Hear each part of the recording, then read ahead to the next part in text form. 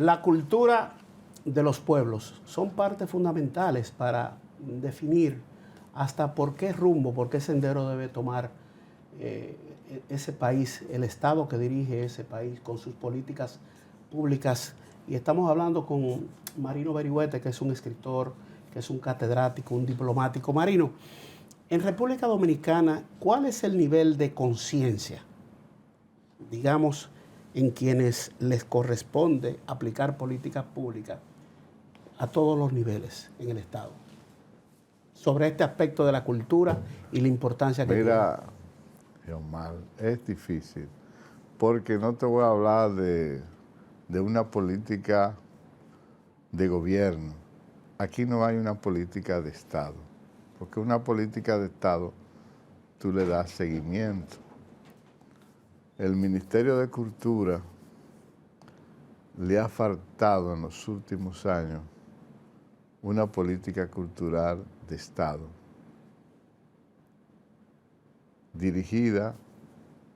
Hemos tenido buenos gerentes, pero una política, no una política personal de una persona, sino de que un grupo de hacedores, no de la cultura, sino técnicos, puedan armar con conciencia lo que son las políticas públicas de un Estado. Pero logramos que el merengue, que la bachata, fuesen declarados como patrimonio inmaterial por la UNESCO. Eso es así, pero eso han sido gestiones de individuos que han tenido la oportunidad de tener esa visión y de buena función. Tú me dices a mí, por ejemplo, en los últimos años en la UNESCO hemos tenido dos grandes embajadores. Andrés L. Mateo, excelente persona con formación, pero José Antonio Rodríguez hizo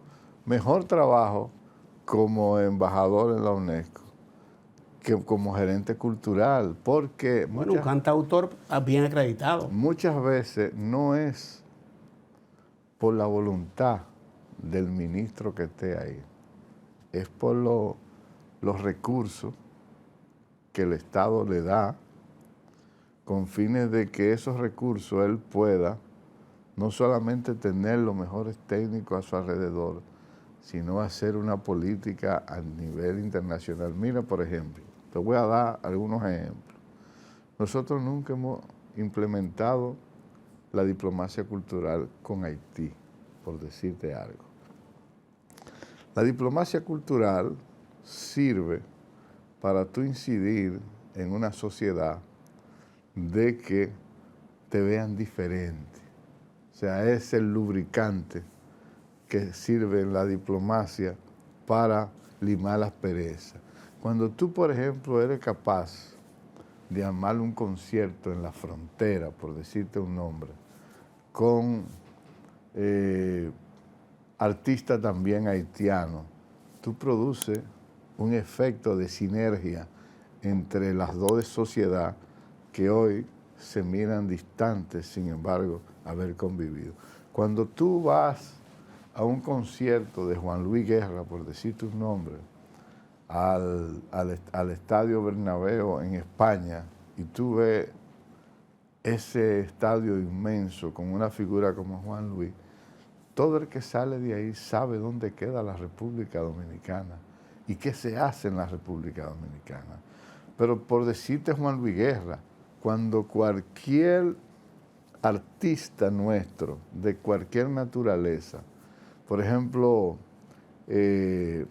ahora Oviedo, cualquier artista plástico que tenga una obra que trascienda los límites de la isla, incide mucho en que nos veamos nada más, no como un país de arena y de mar, sino como un país también cultural. Y dentro de esto ahí a don Pedro Enríquez Ureña, a Juan Bosch, a gente que trascendió y que fuera de República Dominicana, escritores bien acreditados internacionalmente, premio Nobel de literatura, consideraron a esas personas maestros de la literatura. Pero no solamente eso, Omar. Mira, Yo le tomé más aprecio a Pedro Enrique Ureña cuando fui embajador en Sudamérica. En Sudamérica, en Argentina, Uruguay, el mismo Paraguay, Pedro Enrique Ureña incidió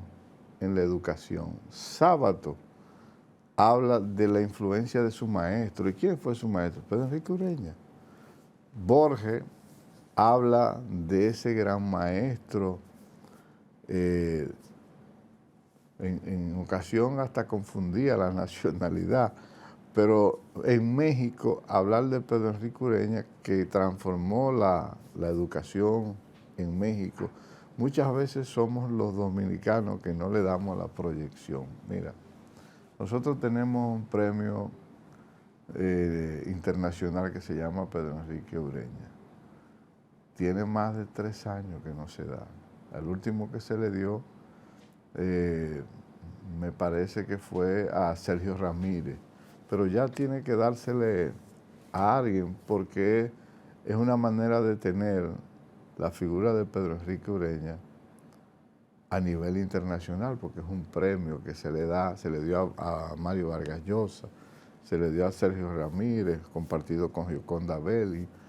Pero lo que te quiero decir, en síntesis, es nosotros tenemos grandes recursos a nivel cultural para utilizarlo en la diplomacia cultural, pero no le sacamos provecho. Y la Academia de Ciencia, que reúne diferentes espectros del conocimiento y que tenemos, por ejemplo, una Academia de la Lengua, tenemos una Academia de Historia, y cada una de esas cosas se nutre de la creatividad de gente como tú, un escritor. Mira, Hay una comunidad cultural, como decir, una comunidad científica médica, una comunidad de economistas. ¿Existe con el suficiente robustez y músculo para influir en política pública que se le valore y se le respete? Respeto, porque a veces hasta se irrespeta a esos creativos. Primero, el Estado no lo llama. El Estado prefiere tener alguien que pueda manejar en uno de esos departamentos que debe de ser manejado por un intelectual o alguna gente con nombre. Nombre que ya se ha desfasado, sino porque la edad le llegó. O sea, hay gente que la edad le llega, siguen siendo parámetros, ejemplos, pero la sociedad no lo lee, porque tiene un lenguaje que ya es un lenguaje, se quedó en el 65 o en el 66 y son como letras muertas. Nosotros necesitamos renovar, oye bien, renovar. En los partidos políticos necesitan renovar, las escuelas necesitan renovar su lista de escritores para que lo puedan leer. Aquí todavía hay gente que recomienda alguna obra que ya el joven de hoy no lo entiende. Mira, yo estuve con Irene Vallejo ahora en la Feria del Libro de Guadalajara. En México, donde pusiste en circulación tu más reciente obra. En México. Y una niña de 24 años que yo vi más de 700 personas haciendo fila para que le firmen el libro. Aquí tenemos una mala percepción de que aquí no se lee. Eso es mentira, porque en estos días yo tengo un programa cultural, literario, lo hago los miércoles. Entrevisté al gerente de Cuesta, del libro, el gerente de la tienda. Me dice que ellos venden aproximadamente 60,000 títulos al año. Una librería en una población de 10 millones de habitantes. 60,000 títulos que se lee aquí en el país. A propósito de eso, no se ha hecho una encuesta en los últimos 25 años del el nivel o la cantidad de lectores que tenemos nosotros. No se ha hecho. O sea, eso es algo que debería de hacer la gobernación del Banco Central o el mismo Ministerio de Cultura o el mismo Ministerio de Educación para saber realmente cuál es. Yo soy de los que tengo la tesis, oye bien, de que aquí se lee, que aquí lo que no hay es comprensión a la lectura, que es diferente. Confucio decía que si él le tocara gobernar o recomendarle al rey o al príncipe en China, le decía que lo primero que tenía que hacer era mejorar el lenguaje, porque cuando una sociedad, el lenguaje se corrompe la sociedad, porque el lenguaje es todo.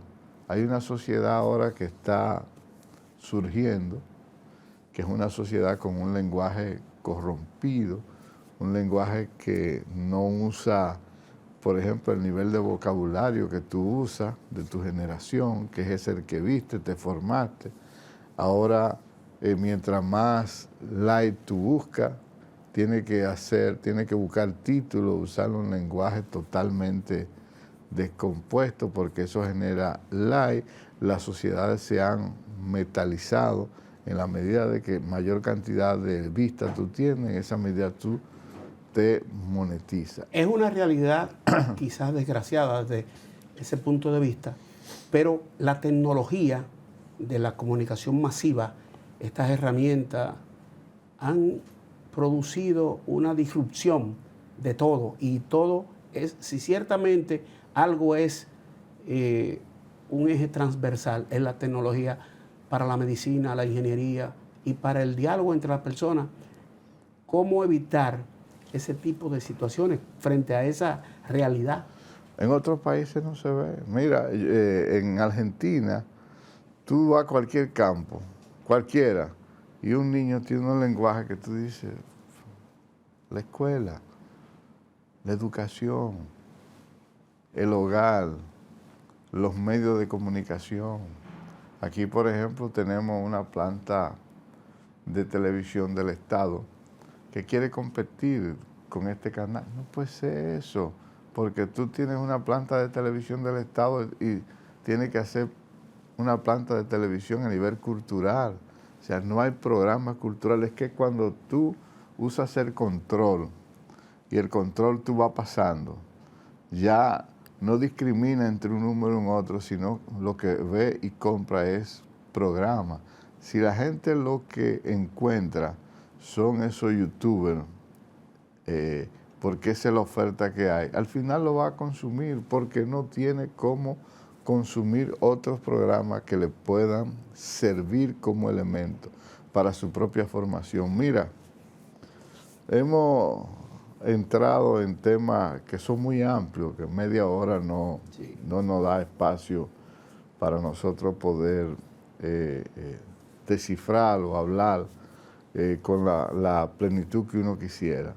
Pero a nosotros se nos está escapando la sociedad, se nos está escapando de una manera que no lo podemos retener. ¿Y quiénes son los responsables de que eso no ocurra? Los formadores y los que hacen la política de Estado. Nosotros tenemos que hacer una política de Estado permanente. Tengo preocupación con los partidos políticos. Los partidos políticos cada vez se convierten en castas, se han ido degenerando, se han apartado de lo que es sus ideales, sus principios. Aquí tenemos partidos que han sido formados por intelectuales. No deberían de apartarse. Aquí, fíjate, Omar, aquí la literatura nuestra es una literatura entre nosotros, porque el Ministerio de Cultura no es capaz de decir, yo voy a tomar un presupuesto para yo traducir esas obras para que la puedan conocer en otros países. Este es un país de servicio, tiene que tener una mirada hacia eso que tú señalas, hacia la economía naranja. Tiene que desarrollarse con una política permanente. Ya nosotros estamos cansados de tener metro, edificios. En vez de invertir tanto en tarjeta para dar o en la caja, debemos de construir al ser humano que requiere el siglo XXI, Por eso tú ves que las calles nuestras no van a dar abasto por más que hagan, porque no hay una cultura, no hay una cultura de tránsito, no hay una educación de decir, no puedo doblar a la derecha, no puedo doblar a la izquierda, si este es mi carril, tengo que mantener en mi carril. No hay ni siquiera una cultura de respetar una fila. Caramba, Marino, con esto tenemos que despedir el tiempo implacable, como siempre, dictatorial, arbitrario. Pero ha sido muy buen diálogo, muy didáctico, comprensible, pienso yo. Y muchas gracias por estar con nosotros. Gracias por invitarme, Geomar. Siempre es un honor para nosotros. Marino Berigüete es un escritor, catedrático, diplomático, internacionalista. Con él dialogamos sobre asuntos importantes como siempre. Gracias a ustedes por acompañarnos en su espacio Influyentes con Geomar García.